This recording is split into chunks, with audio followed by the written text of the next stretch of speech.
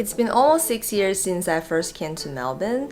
Obviously, I came here for the education, and back in the day, I didn't know that I would fall in love with this city. But you asked me why. Melbourne is not only one of the most livable cities in the world, and it's also a cool place where you can immerse yourself in arts, food, and vibrant cultures. Today I'm going to show you around some markets, shops, and hidden gems in Melbourne so you can get a sense of how culturally interesting and cosmopolitan a city can be.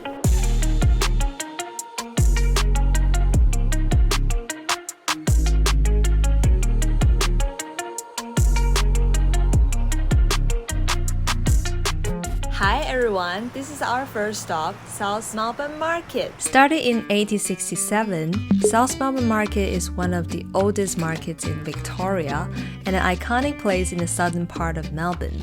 Walking through these bustling lanes, you will discover an incredible variety of fresh produce, locally sourced goods, and delicious food stores.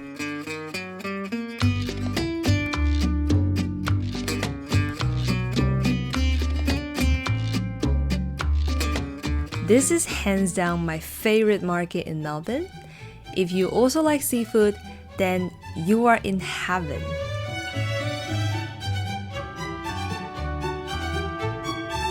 So here is where I usually get my seafood. If you have a kitchen and then you are also very into seafood, you can probably get the ingredients here and then cook yourself. Because I usually use seafood to make like seafood porridge, seafood pasta. But if you just want to taste it, we have like some tables over there and people just like grab it, and then lots of like seafood they are actually ready to eat so that you can eat it here, the oysters and other kind of fresh stuff. Okay, and one small tip is that if you want to get seafood and other good stuff, you better come here as early as possible or else it's gonna sell out around 1 or 2 o'clock, like good stuff all gone. Yeah, but if you're lucky, you can probably get something that's on sale. It's lunchtime. How could I not eat anything from the market? So I went in this restaurant at the corner of the market and wanted to try something new.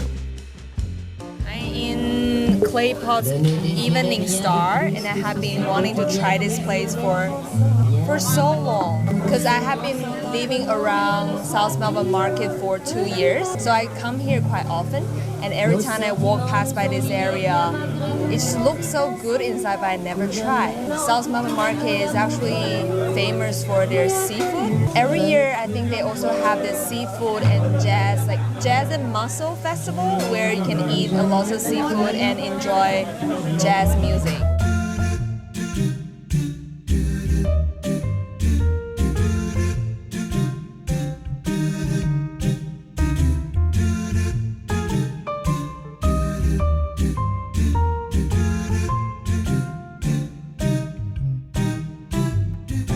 So I just finished my lunch and my stomach is really full and I'm ready to explore more inside the market. So here we have a variety of food options and right next to the burger place, and then on the other side there's Turkish food, Chinese food, Vietnamese food, Spanish food. The pineapple line is really nice here.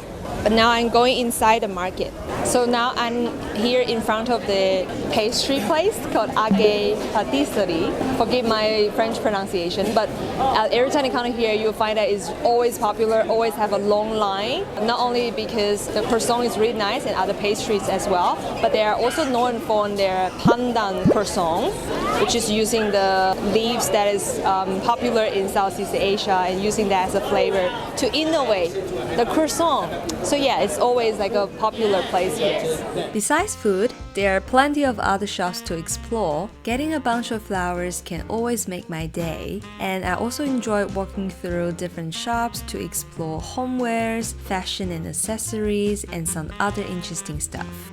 I would say that South Melbourne Market is an awesome spot that gives you those local vibes. But if you are into something that is stylish and cool, welcome to Fitzroy!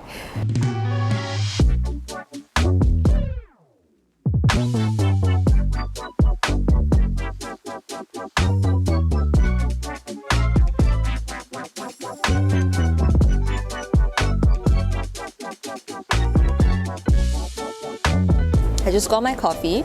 And here at Rose Street in Fitzroy.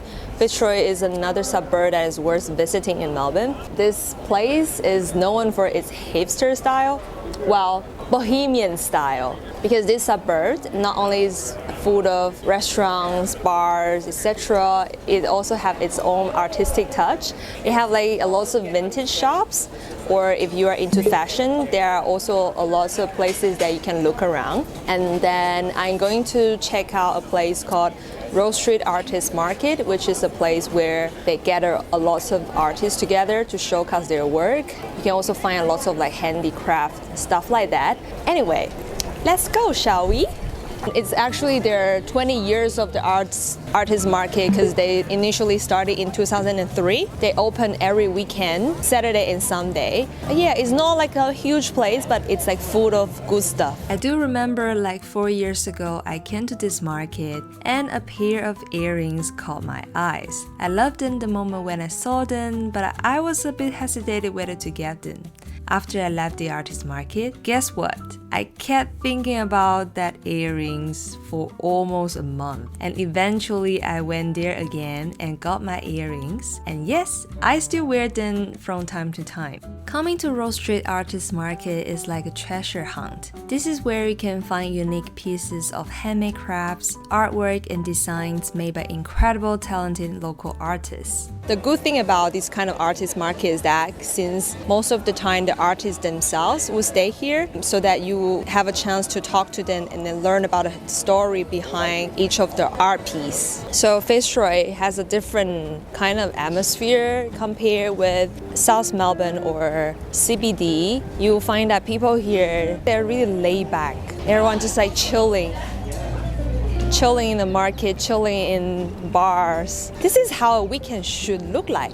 I would love the idea of chilling and having nothing to do on weekends, but since I was in Fitzroy, I definitely should check out some clothing stores. Here I came to this independent fashion brand designed in Melbourne. It's known as Australia's most consistent provider of smart-looking clothes for smart-looking people. This is where you can discover classic styles and cuts with a bit of sophisticated quirk. To be honest, I don't really consider myself as a fashionable person, but as I stay in Melbourne for a few years, I realized that my sense of fashion have changed. And one of the unique experiences that I have in Melbourne was by joining a fashion walking tour. It's an opportunity to dive deep into Melbourne's fashion history and uncover hidden gems along the way.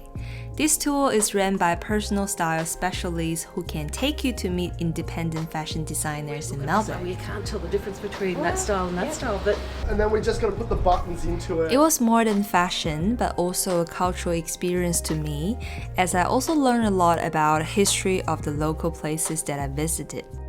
Of course, there are many other ways of exploring Melbourne. Here in this video, I only show you a glimpse of the city. It takes a bit to get to know Melbourne, but once you know, you will like the city more and more.